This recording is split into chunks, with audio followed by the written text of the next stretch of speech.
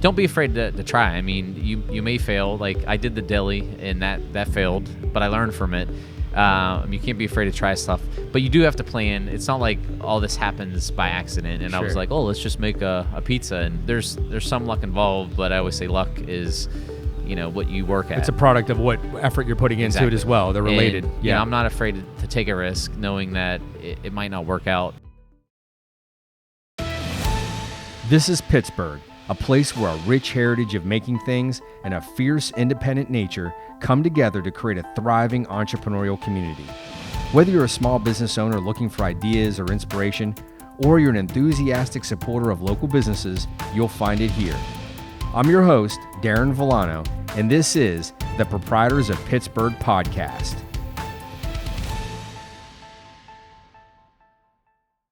So I'm here today with my guest, Rico Lunardi, who's the owner of Slice on Broadway. Thanks for having me here today. So first off, we're in one of your locations here at PNC Park, which is a fabulous location. I mean, great space. It's bigger than I thought it would be. It's my first time here. How competitive was it to get? It's like right in the baseball park, right? Correct. I mean, I would imagine to get this lease would have been competitive. Probably wasn't your first location. Could you tell me what went into getting this lease, getting this location, and how that worked out for you? Sure. We just finished our fourth season here. We'll be starting our fifth season. So, back when this all started, it was probably 2 or 3 years prior to us coming here.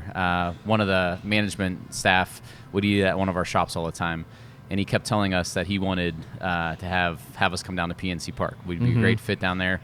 And as they were changing and evolving their, what they offered at their the park, lineup and restaurants, right? They wanted to have something more local because this space was actually occupied by Aramark for the last 15 years. Aramark runs all the concessions in the stadium. Right. So they wanted something more local and have that hometown feel like Pittsburgh does all over the place. Right. And, we had to put a proposal together, and, the president at the time of the Pirates came out, had our pizza. We met. We probably had a dozen meetings. They put you through the paces then to exactly. get in there, yeah. And then it went quiet for a little bit, and I didn't think it was going to happen. And then they brought it back up. And in 2016, I believe, is when January is when we were really seriously talking. And then I didn't sign a paper until March, I believe, 1st, and I had 30 days to actually execute everything to be open for opening day.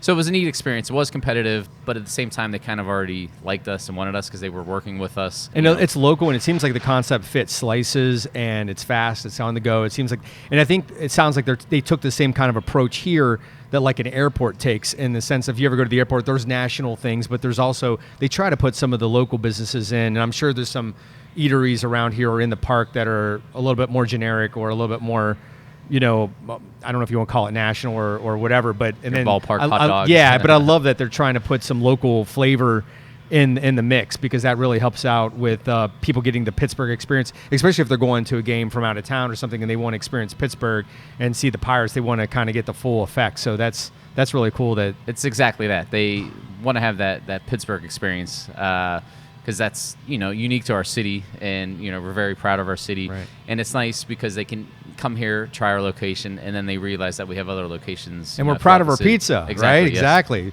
Big pizza culture here. So Slice on Broadway, I noticed you have 4 locations, and one of them is in Beachview, and it's on Broadway Avenue.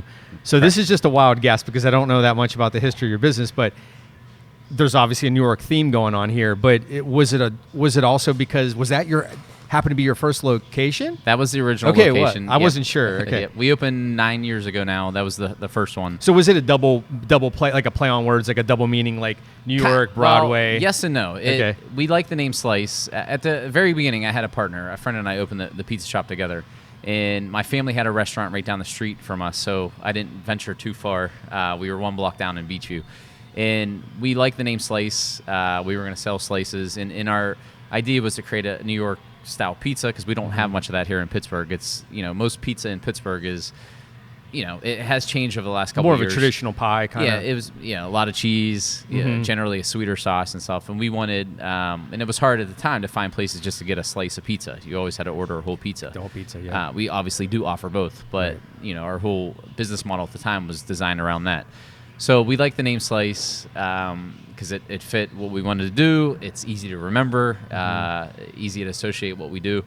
But there's a pizza shop in Philly that had the same name. So obviously, whatever naming laws for trademarks business, or all that whatever stuff, name, we weren't allowed to use that exact name. You had to expand on it. Then. So we at the time we're coming up with some other names and ideas, and we kept circling back to Slice. So we're like, all right, well, we're on Broadway Avenue in Beechview. Why don't we become Slice on Broadway? And then you de-emphasize the Broadway, and you wanted to emphasize the Slice because that's kind of what you were about, is having slices. So when I opened up my second location, which is in Carnegie, and it's on Main Street, I thought of naming that Slice on Main Street, and then when I would open up other locations, each location have it like sub-branded. Yeah, but since we were still kind of newer, and I didn't want people to not realize it was the same brand. So, like this one at PNC Park is called Slice on Broadway, and it's on Federal Street. Right. So people do not necessarily get confused, but they know us as Slice on Broadway, the brand, right. And not,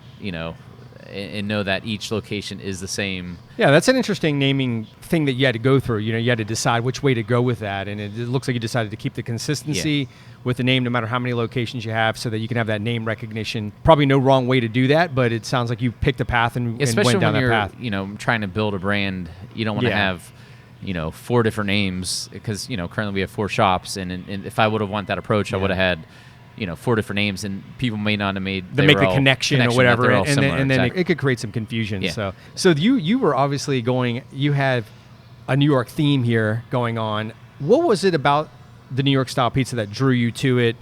You said at the time you'd started, there wasn't a lot of that here. Was it were you influenced because you lived east, a little further east? Did you kind of grow up around it, or take a trip or something, or get inspired by it? What inspired the concept? I grew up here in Pittsburgh, but I did go to school in Philly, near Philly. And while I was out there, I stayed there for after I graduated. And every pizza shop has, a case displaying their pizzas. You can walk in anytime and grab, get a slice of pepperoni, or you can they even do, some crazy ones sometimes, like a chicken parm slice. So if you're hungry, by yourself, or just want a couple quick slices, you're able to go do that. And that's kind of, you get used to that. Yes. Because, some days you just want one slice, or you might want to... Well, it's cool to go in and have that variety, have that case. So I guess what makes it New York, too, is that having that case display, that almost deli-style quick grab and go, where you can pick from 5, 10 different pizzas. If you want a Sicilian slice one day, you don't have to order... a whole entire pizza, wait for it, they throw it back in the oven. It's fast because they're heating it up, exactly. Basically, yeah. It also, a New York style slice is, you get the crunchy crust on the outside, but it's still like soft and kind of, like light and airy in the middle. And, it's not a ton of cheese on it. It doesn't, when you pick it up, it doesn't all flop off. And when you throw it back in the oven, I like a nice crispy pizza, no matter, people all have different ways they like it. I like mine in there. It gets that nice little crunch to it. Right. So that was kind of the, thought process. And at the time when we opened 9 years ago, there wasn't really a place like you walk in like that. I mean, places had it, but it wasn't that common. And it actually, I don't want to say confused people, but when people come in, they would see it sitting out there. They're like, "What do you mean you take it and put it back in the oven?" I'm like, "Well, yeah." So this is very it's okay. common. It was still made today. Yeah. Right. It's a very common thing in I still don't see cities. a lot of it in Pittsburgh at all. There's probably more places, but I know when I first came across your place a year or two ago that it stood out in that respect that I walked in. The name told me Slice. I knew that I was going to be able to get one without having to get a whole pizza. I saw the selection. It reminded me of places, further east, like you're saying, Philly, New York. So I think that really probably has caught on a little bit here, huh? As people, more people do it. I don't want to say we're the only ones. There's a couple other shops. There's more people doing it. Yeah, I know. But in the last 2 to 3 years, there's been kind of a pizza renaissance where people that were chefs are now experimenting more with dough. I can name about a dozen pizza places that have very good pizza that do different styles. They'll do a Detroit style. They'll do someone does like a sourdough pizza. Roman style is coming into play a lot, or just a classic Neapolitan pizza. And they're really taking it as not that the pizza shops before weren't taking it serious, but they're experimenting with different tomatoes and different getting much more into the culinary aspect of it, trying different flavors, trying different styles. So it's every year the playing field kind of changes. You gotta we're still holding true to what we do. I've cooked my whole life. My family had a restaurant and stuff like that, but that's not what my background was. More business. I went to school. I have a business degree. I was going to ask you about your background and how that plays into this.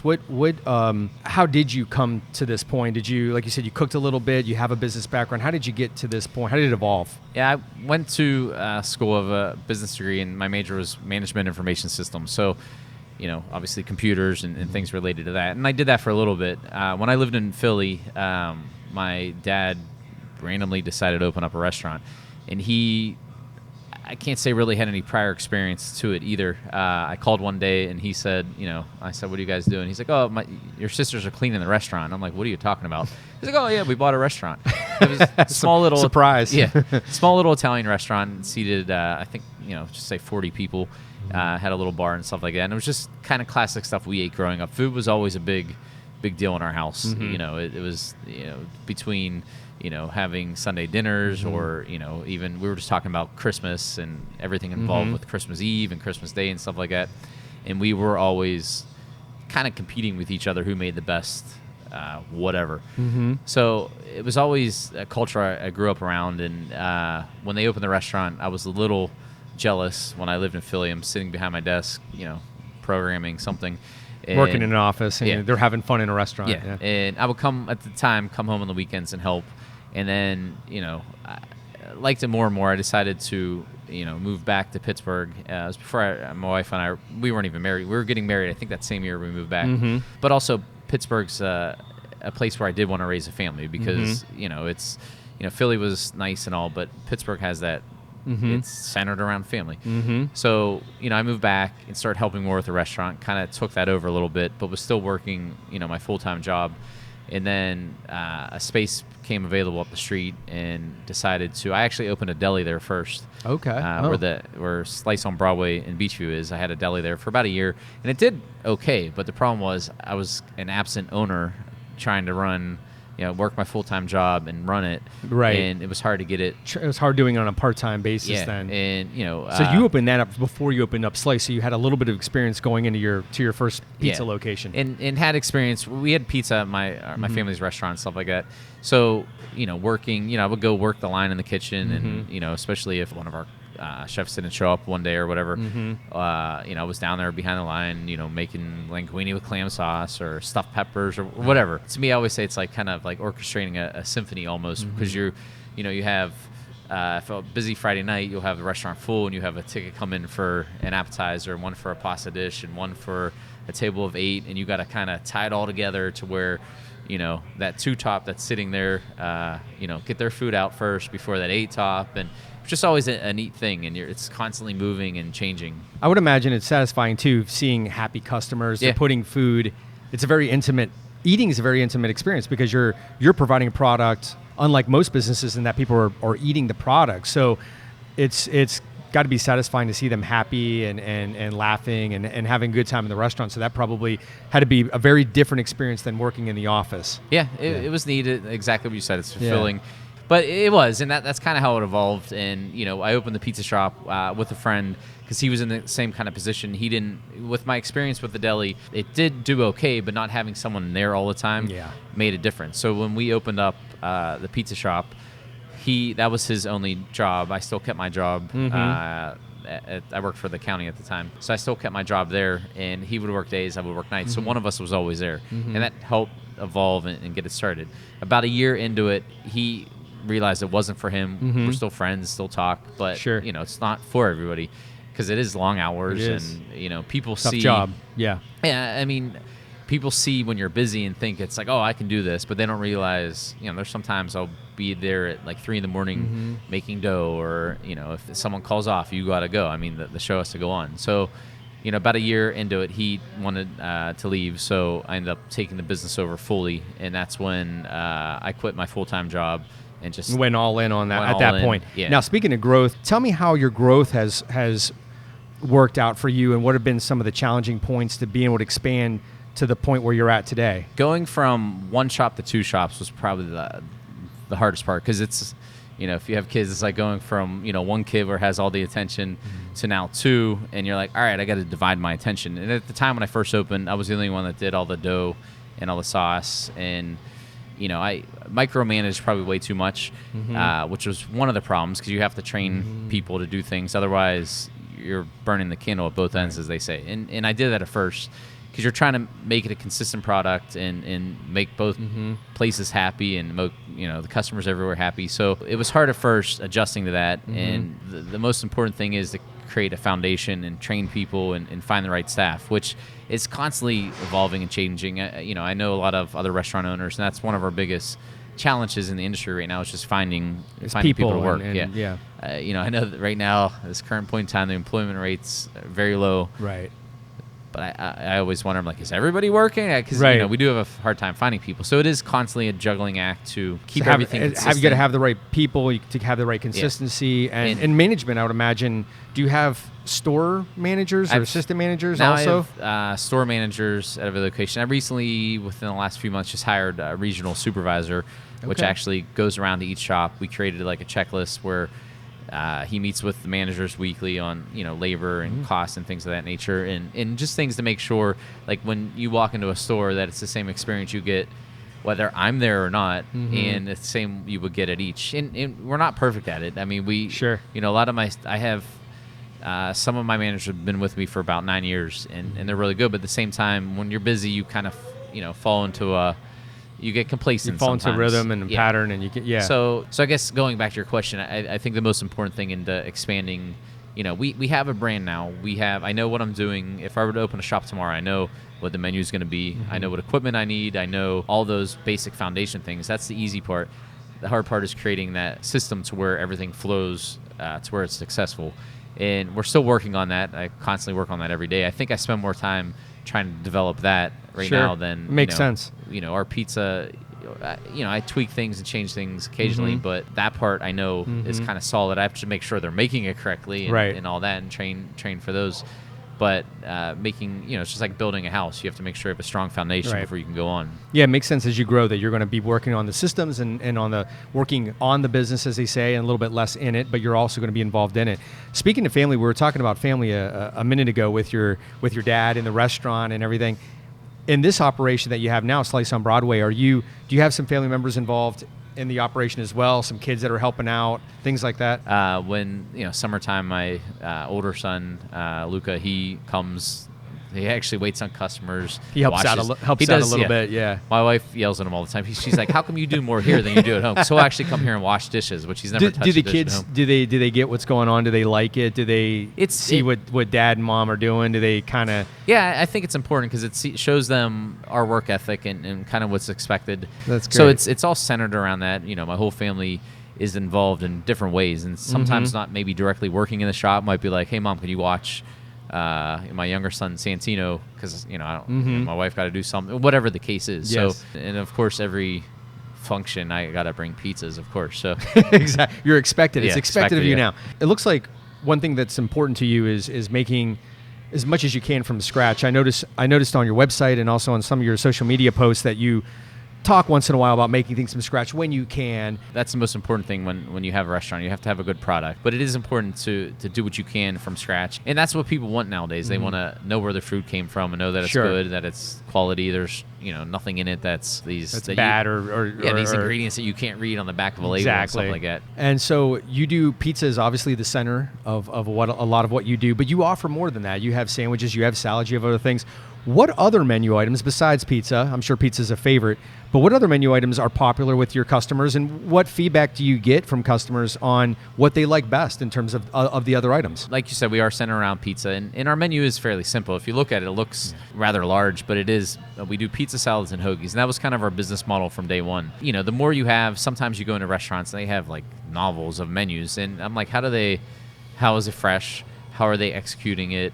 Is it just all frozen stuff? Right. And, our menu would have probably I think on our menu currently, let's just say there's 20 different specialty pizzas. So it makes it look big, but it's enough to give you variety, but small enough to be able to keep it fresh. I know what you mean, because I've gone in places that you get these giant menus. I call it everything but the kitchen sink. I mean, it could even be a pizza place, for example, but it'll have just unlimited amounts of sandwiches and chicken wings and all these things, which nothing wrong with any of those things in particular. But when you add it all up and you have this 4 or 5 page menu, you're also wondering how fresh is it? How are they executing this? How good is it? Even from a cost standpoint too, it's inventory you're kind of keeping, on your shelf or in your freezer. And as a customer, from a customer's point of view, you're also wondering if it's going to taste good, or what this.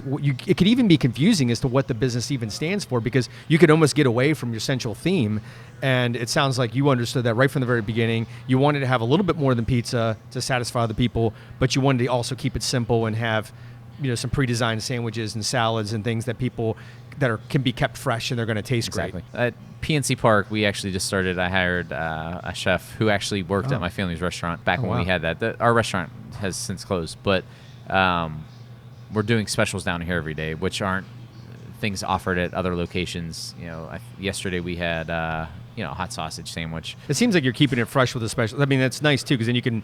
It's a way to introduce something that's not always on the menu, and a test, right? I mean, you could always find out some future things that you maybe would want to make part of the menu based on if they test well or not. The limitations with the other shops, we don't have a full kitchen. This location I have a full kitchen. So that's why you're able to do more here. So we do, and we're trying to get into, I do a little bit of catering, so we're trying to get into that a little more. So we try to keep everything consistent, but each location, has its own uniqueness. Sure. So speaking of your locations, you have 4 locations, but just what went into some of the thought process of what parts of town you wanted to be in? It varies from time to time. I mean, the thing you always learn is location. That didn't necessarily play into my role, because when you go location, it's money. Right. I didn't have that starting my second location, and I still don't to answer any of those questions. Right. It takes a lot of money, in other words, to get the best locations. Right. But I was familiar.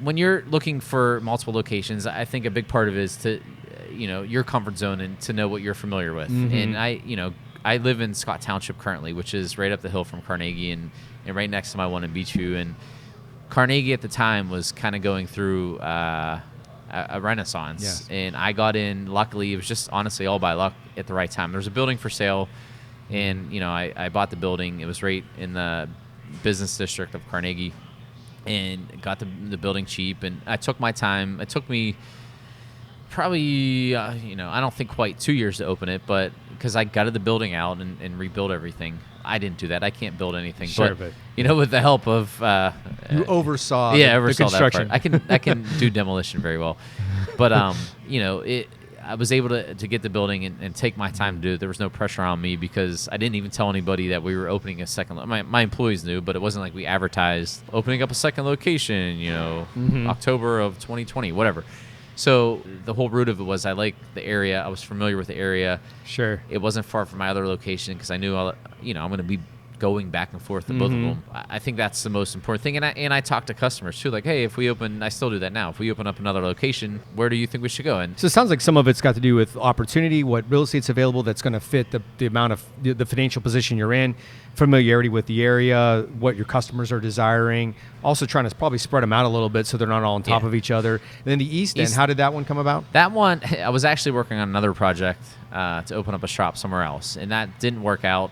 But while I was working on that, I found that one on Craigslist. That one was a pizza shop already. It was so it was built out for what you needed to do, so there wasn't as much you had to change. Yeah, it ironically had the same ovens we use, had a big display case, because they had a similar theme that we did. And it's in an area that's booming. Populating, growing, changing. We've been there for 2 years, and there's probably been half dozen places that have opened right in the same block that we are. Lots of restaurants, yeah. Tell me what's next for you in terms of growth. Are you sort of just happy with the 4 locations that you have now and just looking opportunistically for another location, or are you out there looking to expand your brand in the city and have even more locations? Yeah, my goal is to have more locations. I constantly look.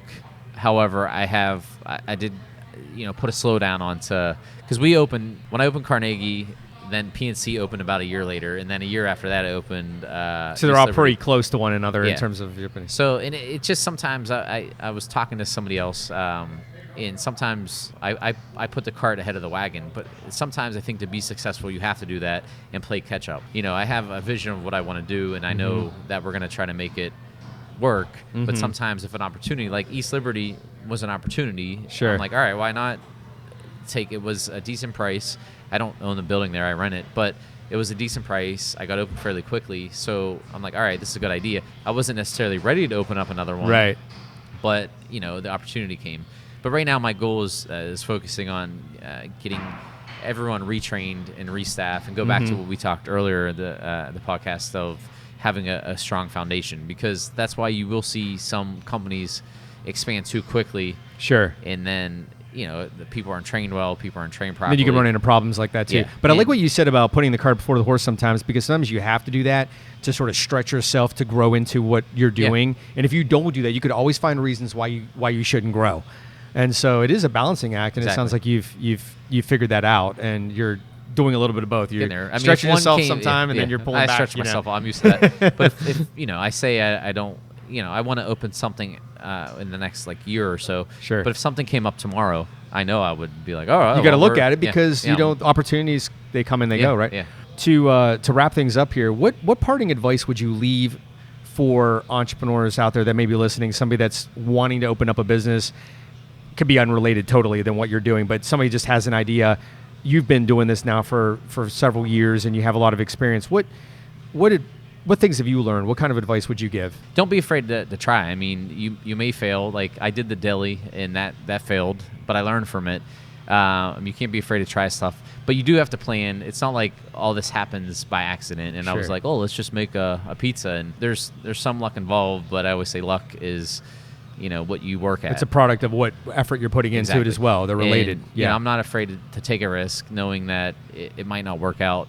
But people sometimes see the end product and like, oh, they're so busy and all this other stuff, but they don't see everything that goes into it. You know, that could bring some value. You know, just for anybody listening to this, if you're thinking about opening up a business, it could be a restaurant or anything, you're going to put more time in probably than what you were doing. You know, you're definitely not opening up a business to work less. Yeah. Right. The difference is if you enjoy it, yes, it doesn't feel like work all day. Like literally, I think about my business pretty much 24. I actually dream about it, and it doesn't ever feel like... It doesn't feel like drudgery or anything, because you're having fun and it's yours and you enjoy it. Yeah, and everything is a product of what you put into it. One last thing, you brought up a good point there about you were working full-time, and then you had your business, and then you made it. There was a transition point there. This is something I want to bring up because a lot of people get stuck or think about this. At what point did you know that you could that you could safely quit your job and change? Was it your income got to a certain point where you felt that was going to be possible for you, or did you just have enough customers? You saw the trajectory going a certain way. I'm just wondering how you saw that to make that transition. There's a little. You're calculating off the future, which you don't know. I mean, anything can happen. I mean, something could go wrong where you didn't calculate. But it's like if you were on a diving board. It's like, all right, well, I know I'm going to jump off this, and I should land into the water this way, but you might do a belly flop. But you have to be not afraid to take that jump off. And, you know, you can plan and you can calculate, but it's still risk. Yeah. There's still a risk. You have to be willing to do that. And I think that's the biggest thing for someone to be an entrepreneur is to take that little jump, because that's what keeps everyone back from doing it, because they're like, well, they're thinking too much of the what ifs. Well, what if this happens? That's what my wife said to me all day. And I'm just like, no, well, this is what I'm doing. And if it doesn't, then go back and do I can go back to work or whatever. Just go back to work. So it's, again, just being adventurous and trying and realizing it's going to be a lot of work at first to get to where you want to be at the end. And I could stop at 4 shops and be, comfortable, but I keep taking that jump into something else to, it's exciting too. So absolutely. Rico, thanks so much for being on the show. I really appreciate it. Thank you. And thanks for having us at this great location. Yeah, now you can go eat some pizza. Exactly.